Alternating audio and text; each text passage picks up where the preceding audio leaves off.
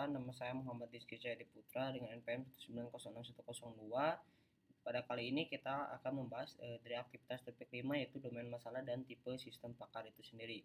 Nah, kayak yang pertama di sini ada domain masalah. Nah, apa itu domain masalah? Nah, domain masalah merupakan bidang atau ruang lingkup yang lebih khusus seperti kedokteran, keuangan, bisnis, ilmu teknik dan lain sebagainya yang dimana lebih mengerucut gitu ya. Misalkan bidang bisnis, nah bisnisnya itu lebih mengerucut misalkan bisnis keuangan atau bisnis apa kayak gitu.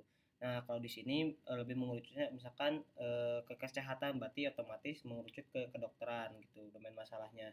Nah jika diterapkan di bidang kedokteran, maka hal ini bisa diimplementasikan untuk diagnosis medis, untuk kimia analisis atau dendral, kemudian pengeboran minyak, prospektor, dan konfigurasi komputer atau XCON gitu ya, dan masih banyak area yang lainnya yang tentu bisa kita cari di internet banyak gitu ya.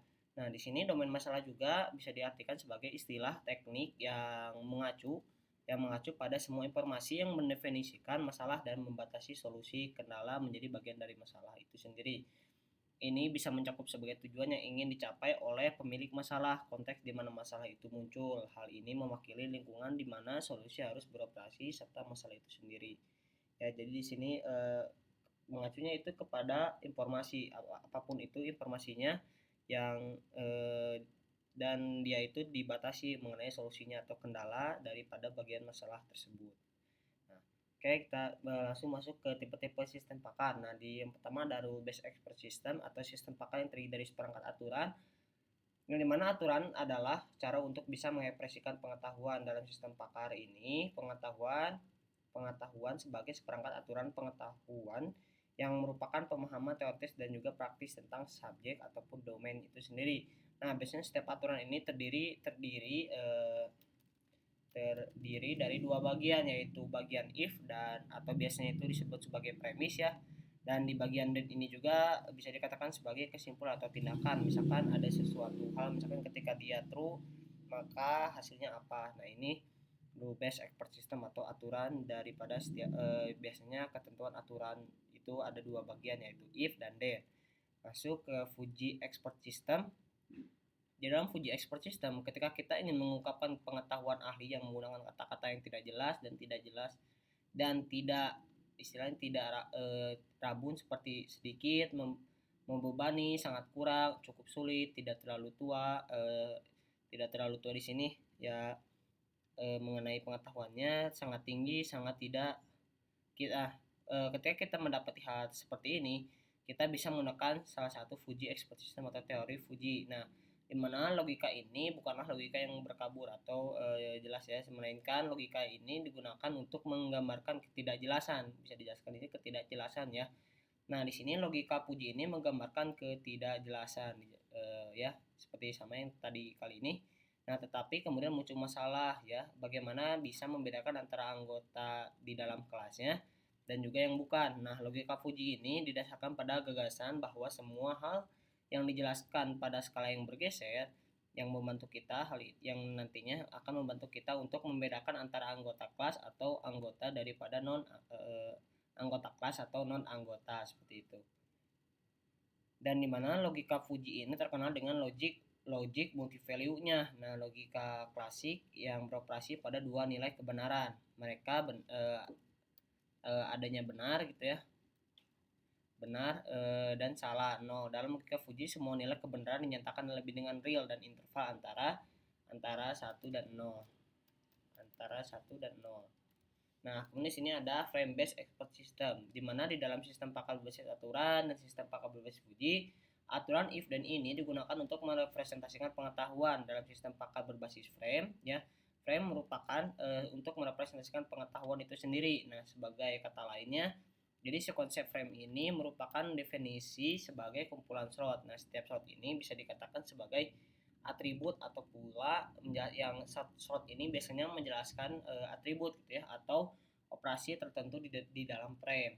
Nah, slot ini juga bisa digunakan untuk menyimpan nilai atau bisa juga gitu ya, yang biasanya di dalam itu berisi default ataupun pointer ke frame lain, jadi bisa merujuk ke frame lain kayak gitu ya. Jadi di setiap frame juga kita bisa merujuk ke frame yang lain seperti itu. Nah, kemudian seperangkat aturan atau prosedur di mana prosedur di mana nilai slot ini diperoleh.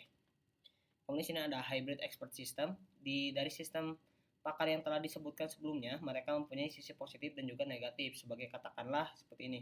Dalam sistem pakar berbasis aturan, waktu untuk mencari dan mengeksekusi aturan lebih lama. Sementara logika Fuji memungkinkan menangani pengetahuan yang tidak tepat. Nah, sistem pakar berbasis frame memungkinkan untuk merepresentasikan pengetahuan secara hierarki, sedangkan sistem pakar berbasis aturan paling mudah dibangun karena strukturnya yang sederhana. Nah, hal ini ketika kita ingin menggabungkan kedua komponen atau kedua istilahnya sistem pakar tersebut, kita bisa menjadikan hal tersebut sebuah teknologi hybrid, gitu ya, sistem pakar hybrid. Nah, akan tetapi teknologi ini juga bisa menjadi buruk ataupun baik tergantung dari kita pemilihan sistem pakarnya, ya mengenai sistem pakar itu sendiri. Kalau kita memberikan itunya dengan baik, maka akan menghasilkan yang baik. Nah, seperti itu.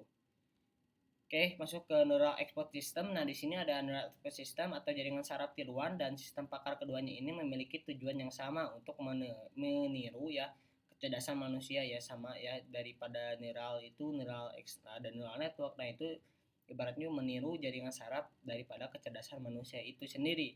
Nah, di sini sistem pakar hybrid yang menggabungkan jaringan saraf dan sistem pakar berbasis aturan, dan hal ini disebut sebagai juga connectionist expert system ya. Nah, di sini dengan keuntungan nyata dari sistem pakar berbasis aturan, misalnya yaitu menggabungkan keunggulan jaringan saraf dengan pembelajaran, generalisasi, keahlian dan pemrosesan informasi paralel.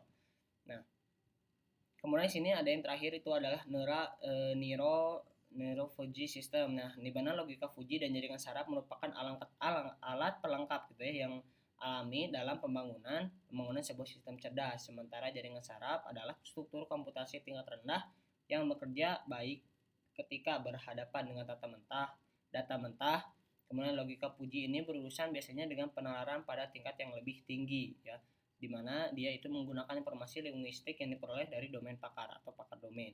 Nah, di sini sistem neural Fuji sebenarnya merupakan jaringan saraf yang fungsinya setara dengan model inferensi Fuji.